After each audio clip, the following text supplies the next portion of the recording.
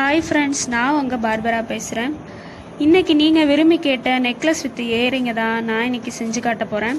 அதுக்கு தேவையான பொருள் என்னென்னங்கிறத நம்ம பார்ப்போம். குயிலிங் பேப்பர் எடுத்திருக்கேன், கலர் கலராக தேவைப்படும் அப்படிங்கிறனால. கோல்டு கலர் பால்ஸ் நம்ம இதில் யூஸ் பண்ண போகிறோம். நெக்லஸை கோக்கிறதுக்காக கோல்டு கலர் ஒயர் நம்ம யூஸ் பண்ண போகிறோம். இதை ரோலாகவும் நம்மளுக்கு கிடைக்கும், இல்லை மீட்டர் கணக்குலையும் நம்மளுக்கு கிடைக்கலாம். அதுக்கப்புறம் கத்திரிக்கோல், ஃபெவிகால், அதுக்கப்புறம் ஒரு ஊசி எடுத்திருக்கேன். இது எதுக்கு அப்படின்னா, இந்த குயிலிங் பேப்பர் சுற்றுறதுக்காகவே ஒன்று யூஸ் பண்ணுவாங்க, அந்த மாதிரி ஊசி தான் இது. இதை நம்ம உருட்டும் போது நம்மளுக்கு கை வலிக்காமல் இருக்கும், சீக்கிரமாகவும் நம்ம உருட்ட முடியும். அதுக்காக நான் இதை எடுத்திருக்கேன். நெக்லஸ்க்கு எப்போதும் யூஸ் பண்ணுற ரோப் எடுத்திருக்கேன். இது நம்மளுக்கு முக்கியமாக தேவைப்படும். நெக்லஸ் செஞ்சு முடித்தோன்னே அதுக்கப்புறம் அதை டெக்கரேட் பண்ணுற மாதிரி, அதுக்கப்புறம் அதனால் ஸ்டோன் இதெல்லாம் நம்ம யூஸ் பண்ணிக்கலாம். வாங்க எப்படி செய்கிறதுங்கிறத பார்க்கலாம்.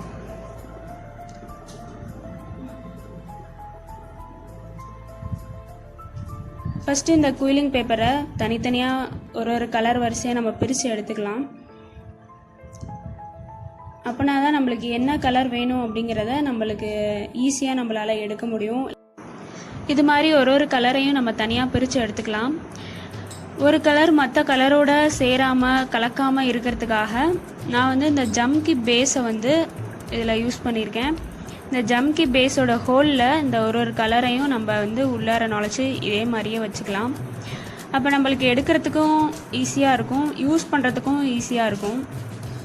பாருங்கள், எல்லா கலரையுமே நான் யூஸ் பண்ணினேன். இதே மாதிரியே நான் அந்த ஜம்கி பேஸில் கோர்த்து வச்சுருக்கேன். இது எனக்கு திடீர்னு தோணுன ஐடியா தான், பட் நல்லா இருந்துச்சு. அதனால் நான் உங்களுக்கும் காட்டணும், சொல்லணும் அப்படின்னு விரும்பினேன்.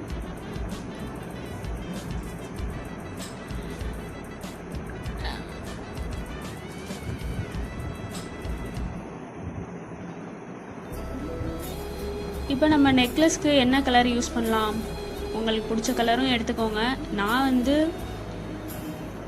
ஒரு ஆஷ் கலர்ந்த ஒரு ப்ளூ கலர்லையும் ஒரு ஆரஞ்சு கலர், அப்புறம் ஒரு எல்லோ கலர் எடுத்திருக்கேன். இதே மாதிரியே மெதுவாக இந்த ஜம்கி பேஸை யூஸ் பண்ணி நம்ம குயிலிங் பேப்பரை எடுக்கலாம். ஈஸியாக இருக்குல்ல எடுக்க. இப்போ இந்த ஊசியை பயன்படுத்தி நம்ம எவ்வளோ ஈஸியாக நான் சுற்றுறேன் பாருங்கள். இதே மாதிரியே நீங்களும் சுற்றி பாருங்கள், உங்களுக்கும் ஈஸியாக இருக்கும். நீங்கள் கையில் தனியாக உருட்டுறதை விட இது உங்களுக்கு சிம்பிளாகவும் இருக்கும், ரொம்ப ஈஸியாகவும் இருக்கும். ட்ரை பண்ணி பாருங்கள்.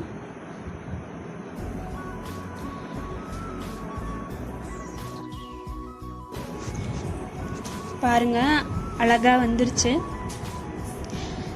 இப்போ நம்ம அதோட எண்டை ஃபெவிகால் தடவி நம்ம வச்சுக்கலாம். அதுக்கப்புறம் இதோட நடுவுலையும் நம்ம ஃபெவிகால் தடவுறோம். முன் பக்கமும் சரி பின் பக்கமும் சரி, ரெண்டு பக்கமும் நம்ம ஃபெவிகால் தடவி வைக்கிறோம். ஏன் அப்படின்னா, இப்போ குயிலிங் பேப்பர் உருட்டி வைக்கும் போது நானே ஒரு சில தோடு செஞ்சுருக்கேன். அந்த கோபுரம் மாதிரி வர மாதிரி நான் செஞ்சுருக்கேன். அது மாதிரி வராமல் இருக்கிறதுக்காக நம்ம முன்னாடியும் பின்னாடியும் இந்த ஃபெவிகால் தடவி நம்ம வைக்கிறோம்.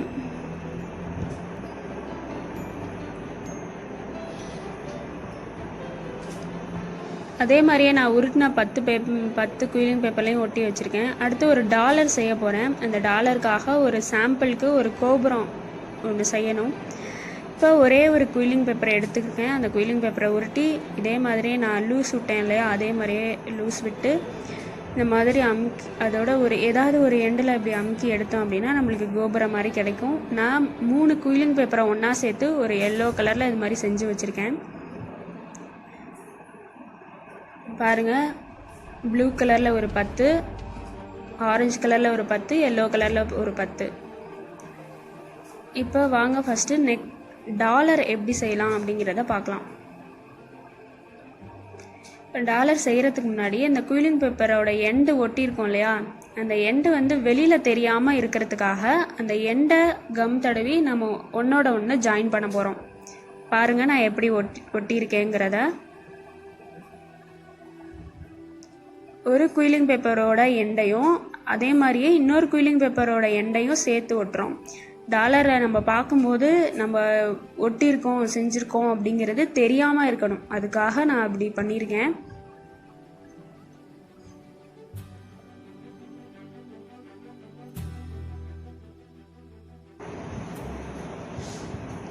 பாருங்க எவ்வளோ அழகாக டாலர் வந்துருச்சு அப்படிங்கிறது. அடுத்து வாங்க நெக்லஸ் எப்படி செய்யலான்னு பார்க்கலாம். இந்த கோல்டு கலர் ஒயரை நான் யூஸ் பண்ணியிருக்கேன். நம்மளுக்கு செஞ்சுட்டு தேவையானதை அதுக்கப்புறம் கடைசியில் நம்ம வெட்டிக்கலாம். ஃபஸ்ட்டு ஒரு சின்ன கோல்டு பாலை எடுத்து ஒரு 10 கோல்டு பால் வந்து நான் யூஸ் பண்ணியிருக்கேன். அதை வரிசையாக நம்ம கோத்துக்கலாம்.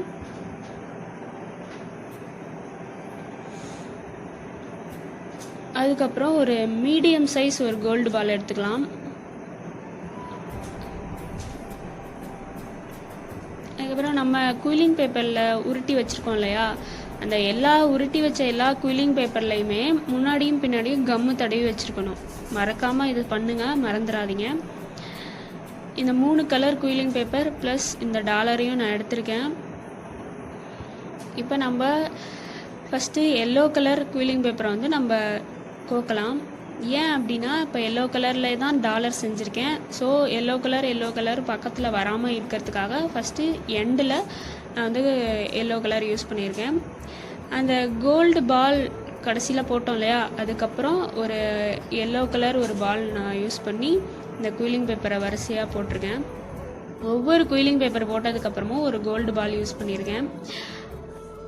அடுத்த கலர் நம்மளுக்கு தெளிவாக தெரியணும் அப்படிங்கிறதுக்காக ஒரு கலருக்கு அப்புறமும் அதே கலருக்கு ஏற்ற மாதிரியான பால் யூஸ் பண்ணியிருப்பேன். இப்போ எல்லோ கலர்னா எல்லோ பால், ப்ளூ கலர்னா ப்ளூ பால், ஆரஞ்சு கலர்னா ஆரஞ்சு கலர் பால் யூஸ் பண்ணியிருக்கேன். இதுக்கப்புறம் டாலர் கோக்குறதுக்கு முன்னாடி ஒரு நம்ம கோத்ததை விட பெரிய ஒரு கோல்டு பாலை யூஸ் பண்ணியிருக்கேன். பாருங்க அழகா வருது.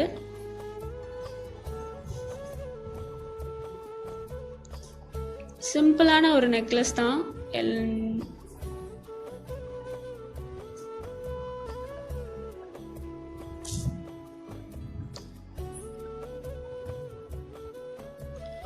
ஒரு சைடு என்ன கலர் கோத்தமோ அதே மாதிரியே ஆரஞ்சு, ப்ளூ, எல்லோங்கிற மாதிரி நம்ம சேர்த்துருக்கோம். அதுக்கப்புறம் நம்மளுக்கு தேவையானதை விட்டுட்டு மீதியை கட் பண்ணிட்டேன் நான். 2 எண்ட்லையும் ரோப்போட அந்த ஹோலில் நம்ம விட்டுக்கலாம். விட்டதுக்கப்புறம் இதை எப்படி பண்ணுறது, முடிச்சு போகிறது அப்படிலாம் நீங்கள் யோசிக்க வேண்டாம். இப்போ நம்ம வந்த வழியிலே போவோம். இந்த கோல்டு ஒயரை நம்ம அந்த பாலோட எண்டிலேருந்து அந்த ஒயர் முடிகிற வரைக்கும் நம்ம ஒன்று பின்னாடி ஒன்று இதே மாதிரி நான் கோக்குற மாதிரியே கோத்துட்டே வாங்க. இது ஸ்ட்ராங்காகவும் இருக்கும், வெளியிலையும் வராது. உங்களுக்கு குத்துற மாதிரி இருந்துச்சு, இதுக்கு மேலே என்னால் கோக்க முடியல அப்படின்னா நீங்கள் கட் பண்ணியும் விட்டுக்கலாம், ஒன்றும் பிரச்சனை இல்லை. ஆனால் அந்த ரோப்போட எண்டில் வந்து கண்டிப்பாக டைட் வேணும், அப்போ தான் அது வெளியில் வராமல் இருக்கும்.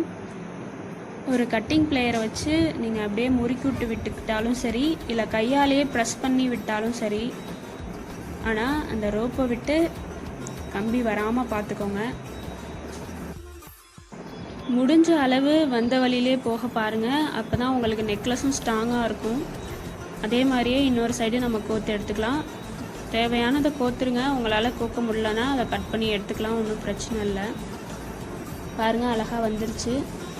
அடுத்து இதுக்கு மேட்சிங்காக நம்மளுக்கு தோடு போடணும் இல்லையா, அப்போ அதே மாதிரியே எல்லோ, ப்ளூ, ஆரஞ்சு அந்த வரிசையில் நம்ம ஒரு தோடு செஞ்சிடலாம். டாலருக்கு ஏற்ற மாதிரியே டாலர் மாடல்லையே நம்ம செய்வோம். இது ஒட்டும் போதும் நான் சொன்ன மாதிரியே அந்த குயிலிங் பேப்பரோட எண்டு வந்து வெளியில் தெரியாமல் நம்ம வந்து ஒட்டி எடுத்துக்கணும். இதே மாதிரியே ஒட்டி எடுத்துக்கோங்க. தோடு போடுற ஹேங்கிங்கை தான் நான் இப்போ வந்து ஒட்டிகிட்ருக்கேன், கோல்டு கலர் அதுவும். அதுக்கப்புறம் ஒரு ஐபென் நான் எடுத்திருக்கேன். இந்த டாலர் எந்த சைஸில் இருக்கோ அதே மாதிரியே ஒரு ஆரஞ்சு கலர் A4 ஷீட்டை வெட்டி எடுத்திருக்கேன். அதுக்கு இடையில நான் ஒட்டியிருக்க மாதிரியே இந்த ஐபெனை வச்சு ஒட்டியிருக்கேன். ஏன் அப்படின்னா அங்கே நம்ம வந்து ஒரு சின்ன ஒரு மணி தொங்க விட போகிறோம். அதுக்கப்புறம் இந்த நம்ம டாலரை மேக்கப் பண்ணுறதுக்காக ஒரு ஆரஞ்சு கலர்லேயே ஒரு கல் எடுத்திருக்கேன். நான் ஒட்டுற மாதிரியே ஒட்டிக்கோங்க, இல்லை உங்களுக்கு பிடிச்ச மாதிரியும் நீங்கள் ஒட்டிக்கலாம். அதுக்கப்புறம் நான் வந்து ஒரு ஒயிட் கலர் ஸ்டோனை வந்து சுற்றிலும் ஒட்டுறேன். ஒயிட் கலர் ஸ்டோன் இருந்தாலும் நீங்கள் ஒட்டிக்கலாம், இல்லை ஒயிட் கலர் அந்த ஸ்டோன் லைன் சொல்லுவோம் இல்லையா, செயின் மாதிரி இருக்கும் இல்லையா, அதுவும் நீங்கள் ஒட்டிக்கலாம். அது உங்களுக்கு ஈஸியாகவும் இருக்கும்.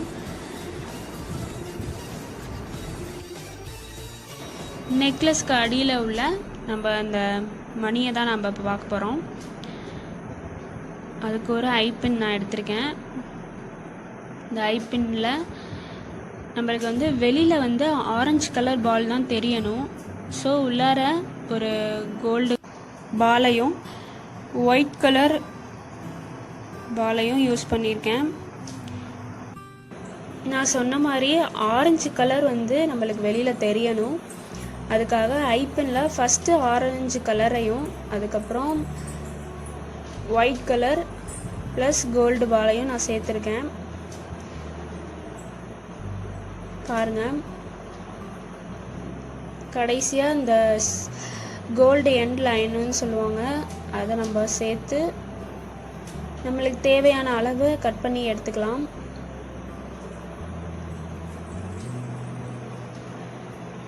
அந்த டாலரில் இருக்க ஐப்பின்னோட இதை வந்து நம்ம சேர்த்து மாட்டிக்கலாம். அதுக்கேற்ற மாதிரியே வளைச்சி விட்டு நம்ம கொக்கி போல் யூஸ் பண்ணி அந்த டாலரோடையே நம்ம ஒன்றா இதையும் சேர்த்து வச்சுக்கலாம்.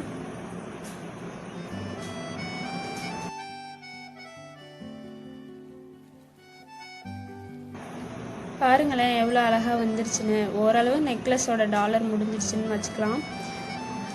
அந்த சென்டர் வந்து எனக்கு கொஞ்சம் காலியாக இருக்க மாதிரி இருந்தனால நான் வந்து ஆரஞ்சு கலர் ஸ்டோன் செயினை வந்து நான் ஒட்டியிருக்கேன். அந்த பாலை சுற்றி இந்த ஆரஞ்சு கலர் ஸ்டோனை வந்து நான் ஒட்டுறேன். பார்க்க கொஞ்சம் லுக்காகவும் கிராண்டாகவும் இருக்கும்.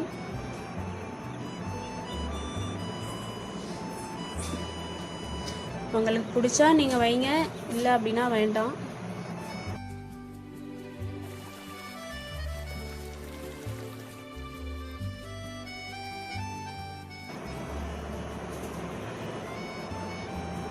பாருங்களேன் அழகாக வந்துருச்சு.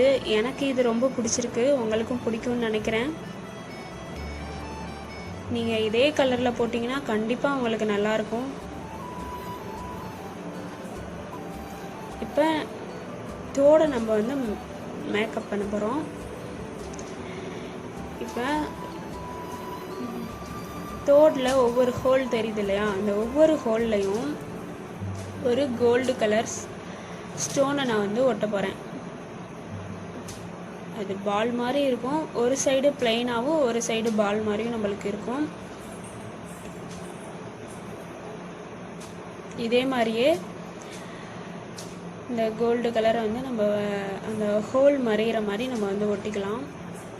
சப்போஸ் உங்களுக்கு இந்த தோடு பெருசாக இருந்துச்சு அப்படின்னு நினச்சிங்க அப்படின்னா அதோட ரோவை நீங்கள் குறைச்சிக்கலாம், இல்லை ஒரு கலர் மட்டும் எனக்கு போதும் அப்படின்னாலும் ஓகே தான்.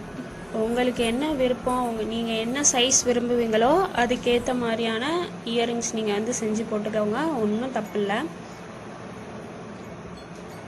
இது உங்களுக்கு வெயிட்டாகவும் இருக்காது, பேப்பரில் செஞ்சனால. இந்த ஸ்டோன்ஸும் அவ்வளோ வெயிட்லாம் இல்லை, அதனால் நீங்கள் பயப்பட வேண்டியதில்லை. உங்கள் ட்ரெஸ்ஸுக்கு மேட்சாக நீங்கள் கண்டிப்பாக அதை போடலாம், ரொம்பவே நல்லாயிருக்கும். இப்போ அந்த இதில் ஒரு சின்ன ஓட்டை தெரியுது, அதை வந்து நான் ஒரு ஒயிட் கலர் ஸ்டோனை வச்சு நான் வந்து அதை மேனேஜ் பண்ணிக்கிறேன். அதே மாதிரியே ரெண்டு தோடையும் நம்ம ஒட்டி எடுத்துக்கலாம்.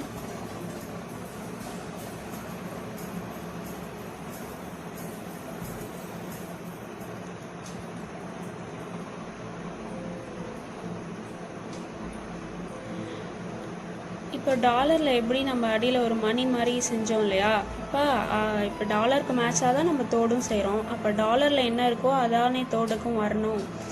இப்போ டாலரில் மணி இருக்குது அப்படின்னா நம்மளுக்கு தோடுலையும் மணி இருந்தால் தான் பார்க்க அழகாக இருக்கும் இல்லையா, மேட்சிங்கான இயரிங்ஸ் வித் நெக்லஸாக இருக்க முடியும். ஸோ அடுத்தது நம்ம செய்ய போகிறது வந்து அந்த மணியை தான் நம்ம செய்ய போகிறோம். இந்த டாலரில் எப்படி செஞ்சோமோ அதே மாதிரியே தான் இங்கேயும் ஒரு ஐபின் யூஸ் பண்ண போகிறோம். அதுக்கு ஐபின்ஸை வந்து பேலன்ஸ் பண்ணுற மாதிரி ஷார்ட் பேப்பர் நம்ம எடுத்துக்கலாம்.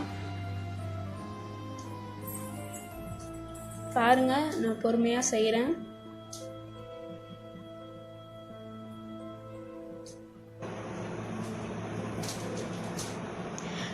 இந்த தோடு முக்கோண சைஸில் இருக்கனால நம்மளும் முக்கோண சைஸில் ஒரு ஷார்ட் பேப்பரை வெட்டி எடுத்துக்கலாம். ஏன் இதே கலரில் எடுக்கிறேன் அப்படின்னா உங்களுக்கு வெளியில் அவுட்புட் கிடைக்கும்போது உங்களுக்கு இப்போ ஒயிட் கலராக இருந்தால் நம்மளுக்கு பார்க்க அசிங்கமாக இருக்கும். இப்போ அதே கலராக இப்போ நீங்கள் எல்லோ கலர் ப்ளூ கலர் கூட வச்சுக்கலாம், ஒன்றும் தப்பு இல்லை. நான் வந்து ஆரஞ்சு கலர் வச்சுருக்கேன், அவ்வளோதான். இந்த ஐபின்ஸை வந்து அதெல்லாம் ஃபிட் பண்ண போகிறோம்.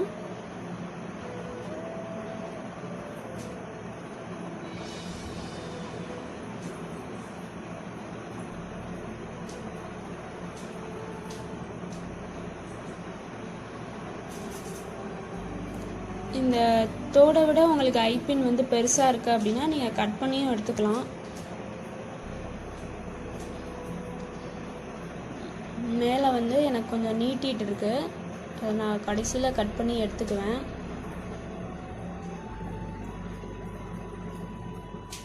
உங்களுக்கு கீழே மணி வந்து எவ்வளோ தூரம் தொங்கணுமோ அது அளவு ஐபின்னை மேலே ஏற்றியோ இல்லை கீழே இறக்கியோ நீங்கள் அட்ஜஸ்ட் பண்ணி வச்சுக்கலாம். உங்களுக்கு பிடிச்ச மாதிரியே நீங்கள் செய்யுங்க.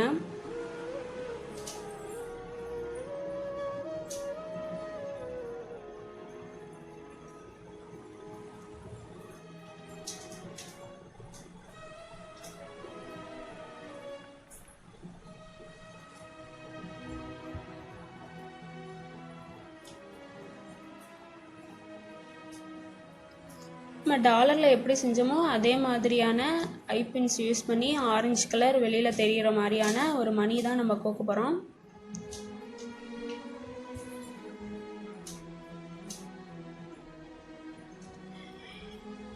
இந்த ஸ்டோன் எண்ட் லைன் யூஸ் பண்ணுறனால உள்ளார என்ன கலர் இருந்தாலும் நம்மளுக்கு வந்து தெரியாது. அதுக்குன்ட்டு கலராக போடணுன்னு நான் சொல்லலை. இப்போ ஒயிட் கலர் கொடுத்தாலும் சரி இல்லை கோல்டு கலர் கொடுத்தாலும் சரி நம்மளுக்கு வெளியில் தெரிய போகிறது வந்து நம்மளுக்கு ஆரஞ்சு கலர் தான் தெரியும். டாலருக்கு ஒரு மாதிரி செஞ்சாங்களே, ஒரு மாதிரி மணி செஞ்சாங்களே, தோடுக்கு ஒரு மாதிரி மணி செய்கிறாங்களே அப்படிலாம் நீங்கள் ஒன்றும் குழப்பிக்க வேண்டாம். என்ன கலர் உள்ளார கொடுத்தாலும் நம்மளுக்கு வெளியில் தெரிய போகிறது வந்து ஆரஞ்சு கலர் தான். அந்த ஸ்டோன் எண்ட் லைனை நம்ம யூஸ் பண்ணும்போது நம்மளுக்கு உள்ளார கொடுக்குற பால் மறைஞ்சிரும், வெளியில் தெரிகிற பால் மட்டும்தான் நம்மளுக்கு எடுத்து காட்டும்.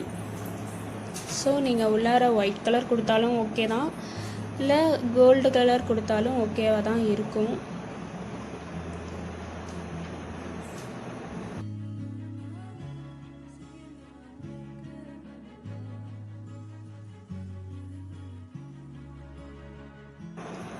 அவ்வளோதாங்க.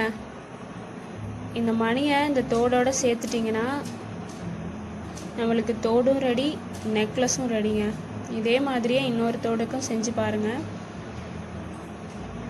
நீங்கள் மேட்சிங்கான ட்ரெஸ் போட்டிங்கன்னா அழகான நெக்லஸ் வித் இயரிங்ஸ் உங்களுக்கு கிடச்சிருச்சு. மணிகள் கோத்து நெக்லஸ் செய்கிறத விட இது உங்களுக்கு ஈஸியாகவே இருக்கும். இந்த கூலிங் பேப்பரையும் எப்படி ஈஸியாக சுற்றுறது அப்படிங்கிறதையும் நான் உங்களுக்கு சொல்லியிருக்கேன், அதனால் உங்களுக்கு கஷ்டமாக இருக்காது. இந்த வீடியோ உங்களுக்கு பிடிச்சிருந்துச்சுன்னா லைக், ஷேர், கமெண்ட் பண்ணுங்கள். மறக்காமல் சப்ஸ்கிரைப் பண்ணிடுங்க.